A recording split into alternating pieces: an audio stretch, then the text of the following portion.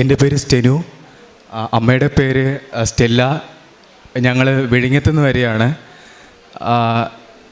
ഞാൻ നിൽക്കുന്നത് അമ്മ ഉടമ്പടി എടുത്ത സാക്ഷ്യം പറയാനായിട്ടാണ്. അതിൽ അമ്മയുടെ ആദ്യത്തെ ഉടമ്പടിയുടെ ഫസ്റ്റ് നിയോഗം എൻ്റെ ഒരു കാര്യമായിരുന്നു.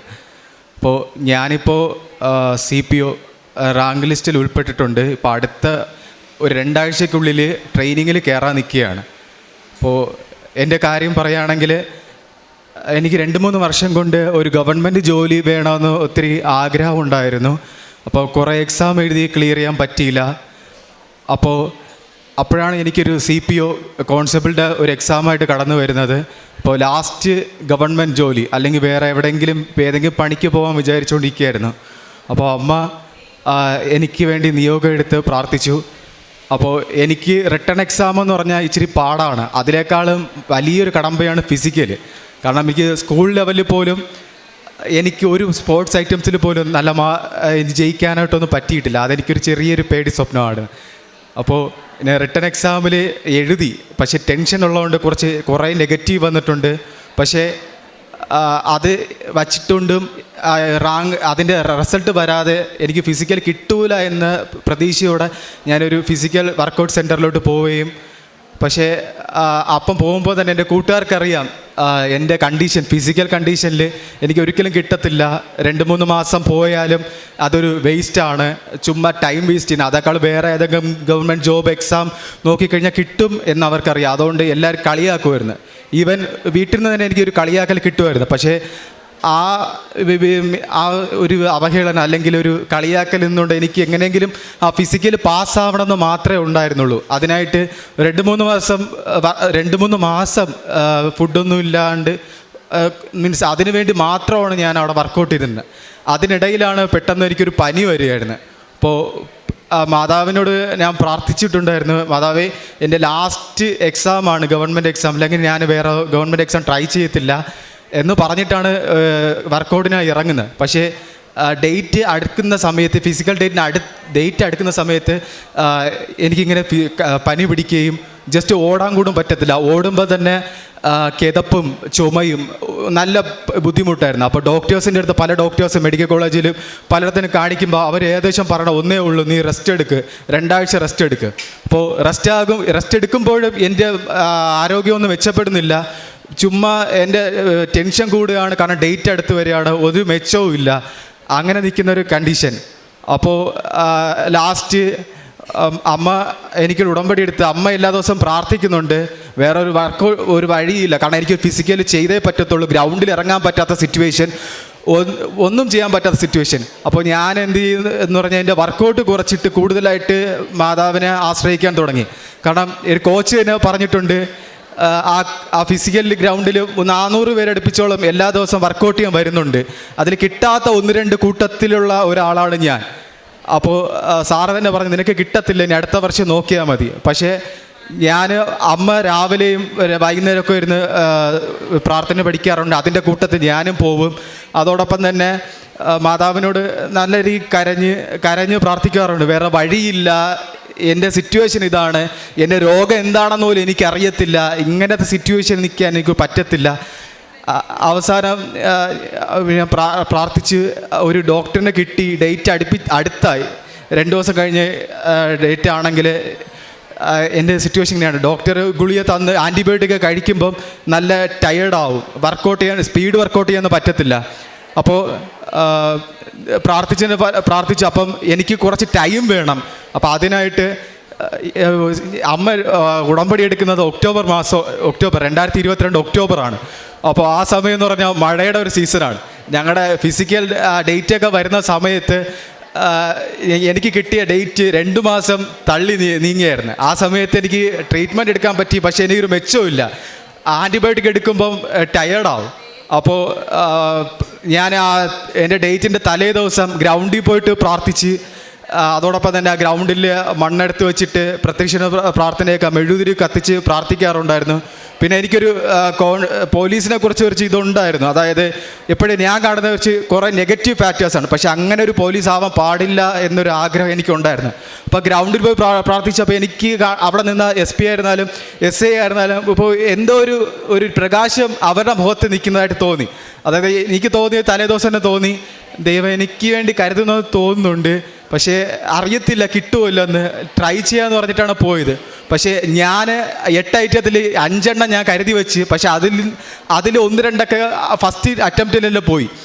പിന്നെ കിട്ടിയത് മൊത്തം എനിക്ക് പോലും പ്രതീക്ഷിക്കില്ലാത്ത കാര്യങ്ങളാണ്. അപ്പോൾ എൻ്റെ കോച്ച് അതിലുണ്ടായിരുന്നു. അതായത് ടെസ്റ്റ് ചെയ്യുന്ന കൗൺസിൽ സാറും പാർട്ടായിരുന്നു.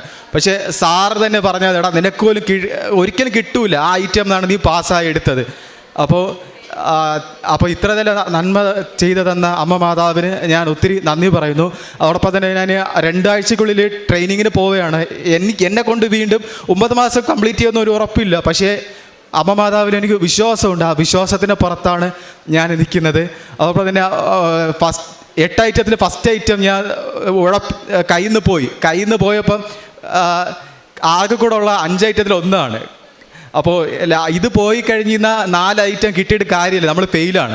പക്ഷേ ഉള്ളിൽ മാതാവ് പറയുന്നത് പോലെ എനിക്ക് ഫീൽ ചെയ്യുന്നുണ്ട്, ഇത് പോയെങ്കിൽ പോട്ട് നമുക്കിനി അടുത്തത് പിടിക്കാം.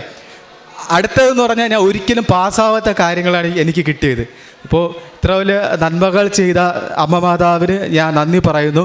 അതോടൊപ്പം തന്നെ ഈ കണ്ടീഷൻ എനിക്ക് വീണ്ടും ഈ വർഷം ജനുവരി മാസം വരെയുണ്ടായി. അപ്പോൾ മുഖത്തൊക്കെ തടിച്ച് ഒരാഴ്ച നിൽക്കും, പിന്നെ പോവും, കണ്ടിന്യൂസ് ആയിട്ട് വന്നുകൊണ്ടിരിക്കുന്നത് എന്താണെന്നൊരു പിടിയില്ല.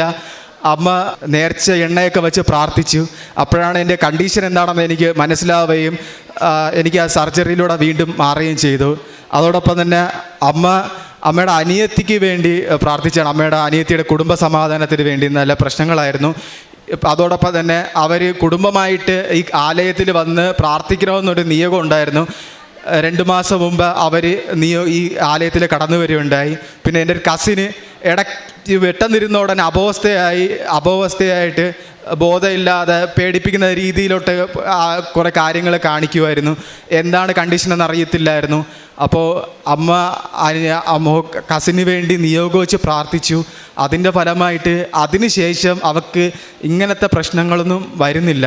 അപ്പോൾ ഇത്ര വലിയ അനുഗ്രഹം ചെയ്യുന്ന അമ്മ മാതാവിന് ഞങ്ങളെ എല്ലാവരും നന്ദി പറയുന്നു. പരിശുദ്ധ അമ്മയുടെ മധ്യസ്ഥ സഹായത്താൽ പ്രത്യേകിച്ച് ഈ അമ്മയുടെ ഏറ്റവും പ്രധാനപ്പെട്ട നിയോഗമായിരുന്നു ഈ മകൻ്റെ ഒരു ജോലി. അപ്പം അദ്ദേഹം സെൻട്രൽ പോലീസ് ഓർഗനൈസേഷൻ്റെ ഭാഗമായിട്ടുള്ള അഡ്വൈസൊക്കെ കിട്ടി. ട്രെയിനിങ് പോകുന്നതിന് മുമ്പ് ആ മകനുമായിട്ട് ഈ അൾത്താരയിൽ വന്ന് സാക്ഷ്യപ്പെടുത്തുവാനാണ് ഇന്ന് ഈ ദൂരത്ത് നിന്ന് ഇവിടെ എത്തിയിരിക്കുന്നത്.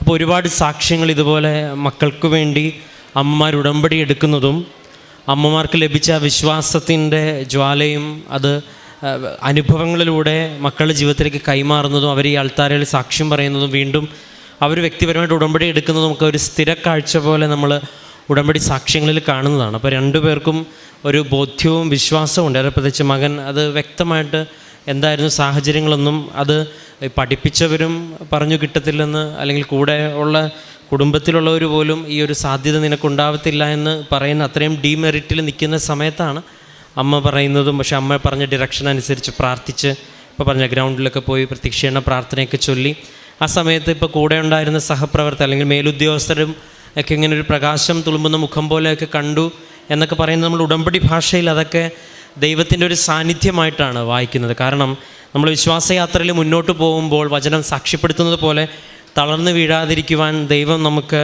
അപ്പക്കഷ്ണങ്ങൾ പോലെ അല്ലെങ്കിൽ മുന്നോട്ട് പോകാനുള്ളൊരു ധൈര്യം പോലെ ദൈവം നമ്മുടെ ജീവിതത്തിൽ ഇടപെടും എന്നുള്ളത് വളരെ പ്രകടമായിട്ട് വിശ്വസിക്കേണ്ടതിന് ഒരു അടയാളങ്ങളുടെ സ്ഥിരീകരണം. ഇപ്പോൾ ഈ ഒരു സാക്ഷ്യത്തിൽ അങ്ങനൊരു കാര്യം മകൻ പറയുന്നുണ്ട്. ഒപ്പം ഓരോ പ്രാവശ്യം മുന്നോട്ടും ഉള്ളിൽ നിന്ന് പരിശുദ്ധ അമ്മയുടെ സ്വരം പോലെ ഇനിയിപ്പോൾ അടുത്തത് റെഡിയാക്കി. ഇപ്പോൾ ഇത് അമ്മയുടെ ഇതേ സമയത്ത് തന്നെ അമ്മ വീട്ടിലും എവിടെ ആയിരുന്നാലും പ്രാർത്ഥിക്കുന്നുണ്ട്. അപ്പോൾ ഇങ്ങനെ പ്രാർത്ഥനയിൽ കണക്ട് ചെയ്യപ്പെടുന്നതും ആ കണക്ഷനിൽ നിന്ന് ഒരാൾക്ക് എന്താണ് നെക്സ്റ്റ് ചെയ്യേണ്ടതെന്ന് ബോധ്യപ്പെടുന്നതും ഉടമ്പടിയുടെ സാന്നിധ്യമായിട്ടും അനുഭവമായിട്ടും നമ്മൾ വായിക്കുന്ന ഒരു സത്യമാണ്. അത് ബോധ്യപ്പെട്ടിട്ട് തന്നെയാണ് ഈ സാക്ഷ്യം പറയുന്നതും. ഇപ്പോൾ രണ്ടാമത്തത് മറ്റ് നിയോഗങ്ങൾ വെക്കുമ്പോഴും, അതായത് കുടുംബത്തിലുള്ള മറ്റ് പ്രാർത്ഥന നിയോഗങ്ങൾ വെക്കുമ്പോഴും ആ നിയോഗത്തിൽ വ്യക്തമായിട്ടൊരു ദൈവിക ഇടപെടൽ ഉണ്ടായെന്ന് പറയുന്നുണ്ട്. അപ്പോൾ ഈ ഒരു വിശ്വാസ കൈമാറ്റത്തിന് ഉടമ്പടി വസ്തുക്കൾ എങ്ങനെയാണ് ഈ മാതാപിതാക്കളെ ഹെൽപ്പ് ചെയ്യുന്നുള്ള കാര്യം നിങ്ങൾ സാക്ഷികൾ പരിശോധിക്കുമ്പോൾ മനസ്സിലാകും. കാരണം നമുക്ക് പ്രകടമായിട്ടും വ്യക്തമായിട്ടും സ്പഷ്ടമായിട്ടും പറയുവാനായിട്ട്, കൊടുക്കുവാനായിട്ട് പ്രാർത്ഥനകളും നൽകുവാനായിട്ട് നേർച്ച വസ്തുക്കളും, ഇനി അതിന് അനുഭവങ്ങൾ ആവശ്യമാണെങ്കിൽ ബോധ്യപ്പെടുത്തുവാനായിട്ട് അവർക്ക് ആവശ്യമായിട്ടുള്ള വിഷയബന്ധിതമായ സാക്ഷ്യങ്ങളുമൊക്കെ ഉള്ളപ്പോൾ ഒരു വിശ്വാസയാത്രയിൽ ഒരല്പം തുറവയും വിശ്വാസമുള്ളവർക്കൊക്കെയും വിശ്വാസത്തിൻ്റെ മുകളിലേക്ക് പടി കയറുവാനായിട്ട് ഉടമ്പടി വലിയൊരു സാധ്യതയാണ് ദൈവം നൽകിയിരിക്കുന്നത്. പരിശുദ്ധമ്മയുടെ പ്രത്യക്ഷീകരണമാണ് ഇതിൻ്റെ ഊർജം എന്ന് പറയുന്നത്. അമ്മ ഇതിൻ്റെ കൂടെ സഞ്ചരിക്കുന്നത് കൊണ്ട് തന്നെയാണ് ഇത്രയും അനുഭവ സാക്ഷ്യങ്ങൾ അനുദിനം ഇവിടെ റിപ്പോർട്ട് ചെയ്യപ്പെടുന്നത്. ഏറെ പ്രത്യേകിച്ച് ഈ ഒരു സാക്ഷ്യം അനേകർക്ക് ഉപകാരപ്രദമാകട്ടെ എന്ന് പ്രാർത്ഥിക്കുകയും ഈ സാക്ഷ്യത്തെ പ്രതി നമുക്ക് കരങ്ങളടിച്ച് ദൈവത്തിൻ്റെ നാമം മഹത്വപ്പെടുത്തുകയും ചെയ്യാം. അത്യപൂർവ ദൈവാനുഭവങ്ങൾ ഇനി നിങ്ങൾക്കും സ്വന്തം. ഈ യൂട്യൂബ് ചാനൽ ഇതുവരെ സബ്സ്ക്രൈബ് ചെയ്തിട്ടില്ലെങ്കിൽ ഇപ്പോൾ തന്നെ സബ്സ്ക്രൈബ് ചെയ്യുക. ഈ വീഡിയോ ഇപ്പോൾ തന്നെ നിങ്ങളുടെ സുഹൃത്തുക്കൾക്ക് ഷെയർ ചെയ്തുകൊണ്ട് കർത്താവിൻ്റെ പ്രേക്ഷിതരാകുക.